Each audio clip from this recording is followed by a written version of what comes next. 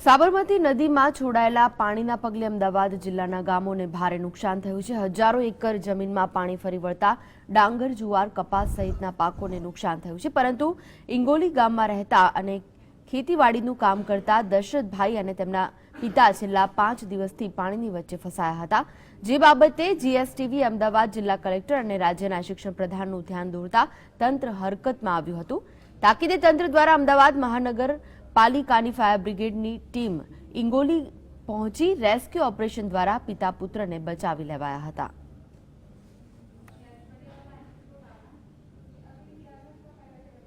સરકારનો તો કોઈ પણ કર્મચારી અત્યાર સુધી આવ્યા જ નથી અને મધ્યાહન ભોજન જે સ્કૂલ છે ત્યાં પણ પાણી ભર્યું હતું, ત્યાં જઈ શકાય એવી પોઝિશન હતી જ નહીં।